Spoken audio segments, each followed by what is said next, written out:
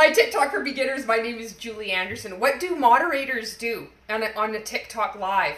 What are they about? So I was speaking with a client this morning, and this came up, and I thought this would be a good topic. And I noticed there's been a few other people in the group mentioning TikTok lives and also about moderators, what they're about. And there's been really good answers, especially Tanya Berta left a really lengthy. So Tanya Berta, you could type in her name and search for her comment and it will show up, and she gave a really good explanation. I've been fortunate to have her as one of my moderators for my TikTok lives. So what a moderator does is basically strip down at the very basis, bare minimum is that they have the power to mute people on your lives. That's it. But there's always so much more, right? It's not just that. So I'm going to share with you my perspective and my experience, and what's really helped me build a strong community. Even when I go live and I don't have moderators that show up, I've been able to really not have as many trolls and hate. You know, these things are going to happen. But Natalie, my soul twin, she's like the captain of the mod squad. Anyway, I've been really fortunate. Anyways, okay, so let's get into this. So when you do a live on TikTok, you can actually appoint people to be moderators for your live. And it's as simple as when they're on your live, you have to tap their name, and then a little menu will come up, and then you can add them as a moderator. And that's how you make someone a moderator. And if you don't want them to be a moderator anymore, then you could block them, right? Or if you still want to be friends with them, then once they come on an additional live, you would tap their name, and then you can just remove them as a moderator. But you only have to add them as a moderator once, and then they'll be a moderator for all your lives, forever and ever, unless unless they get off TikTok or you decide to remove them. So why would you want a moderator, right? So when I first started going live, I think I went live every day on TikTok for 7 months straight. And I do various, it was every day in, day out, because I knew if I put in the time, I was going to get a really good feel for things and what works and what didn't work, right?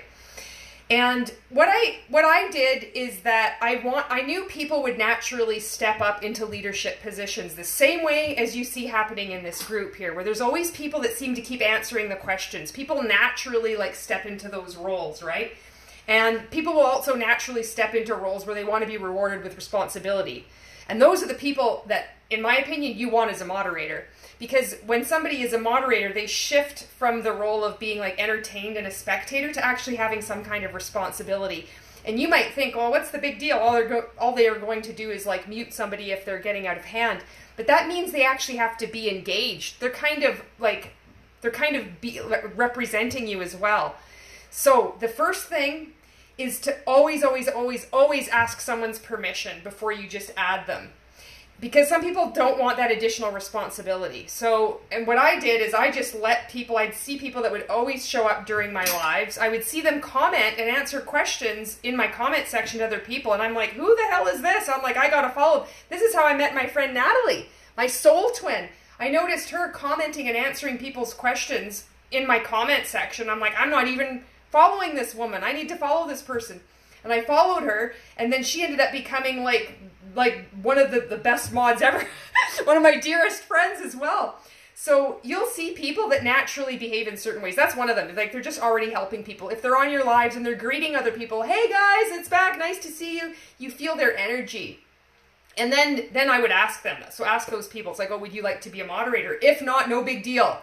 Always give them an out as well. It's okay. And they can always remove themselves at any time as well. That's one thing that I made it really clear with the moderators that chose to be moderators with me, is I just say, you don't ever have to show up, because there was I was showing up at a certain time all the time, every day, right? And I'm like, you don't have to show up. There's no pressure. If you don't want to, that's okay. And I'd always have my moderators' backs too. So if they chose to mute someone, then I'm 100% behind them. Because what's the point, right? I've heard back from a few people where they were moderators for another live and they accidentally muted someone, and then the whole group has shunned them and blocked them, and it's this big drama, right? So, if we know anything about TikTok, is that TikTok is fucking weird, and it's random, and stuff happens, and stuff is going to go wrong. So especially during a live. So you're going to make mistakes. You're going to accidentally turn off your live. You're going to accidentally accept a dual live. You're not going to know how to turn it off. And your moderators are also going to make mistakes and maybe accidentally mute somebody. It's not a big deal. So mistakes happen, and that's the beauty of it. And anybody that gets their panties in a knot because it's like, oh no, like you can't do that, you can't never make a mistake. It's like, you just don't take yourself so seriously. This isn't a TED Talk, this is a TikTok live, right? So when mistakes happen, it's totally fine. You can always unmute the person that you've been accidentally muted. And it's a gift. If somebody gets like enraged that they've been like blocked or like they've been muted rather, it's a good sign that they should have been muted. You don't need that negative energy. You don't need that negative energy. So what I was looking for in moderators is I just want people that just naturally like assumed leadership roles anyway. They were greeting everybody on my lives. They were there pretty much all the time. I could see them in the comment section. They were like helping other people. They had really good energy. These are people that I wanted to be around and I wanted to hang out with.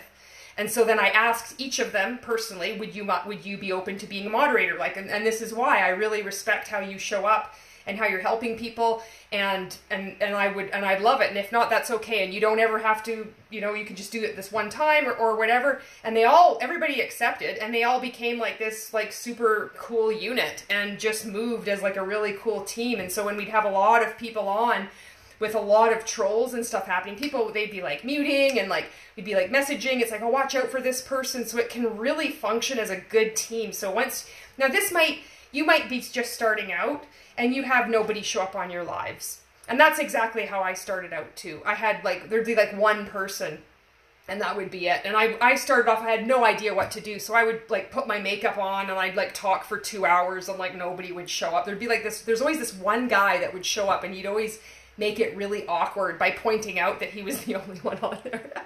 So it's like, you get over that, but you're going to start attracting more and more people to you. So that's what I suggest. Just like look for that. If someone just comes up and says, well, I want to be your moderator. Like, I don't want that, because I want people that are going to be, like, they're connected to me. I'm going to have their back. So I want to have some level of trust. Now, that may change at some point, but that's how I roll right now. And I wanted to share that with you. So if you're wondering, like, what do moderators do? Essentially, all they do is mute people, but it's so much more. They're the pillars of the culture, the community. They're going to be helping you build that you get that core group of people. That culture, it just starts to grow. So I hope that helps you out. And if you are struggling, like, doing lives and you're getting, like, the hate, I know it was Karen just posted that you had to get off doing a live because it was just so much, and that's okay. And it comes in waves too. Like, I took a break from doing lives on TikTok just because of that same thing. I'm just like, the energy just was wearing me down, and it wasn't, there were some days where it was really bad, and then there were some days it wasn't so bad, but it's just an energy expenditure, and I'm like, why am I doing this? Like, I'm gonna just take a break. And it's good. Now that I've come back, it's like everything is shifted on TikTok. I've got a way stronger following and culture with Gen Xers. It's like nobody wants to come in.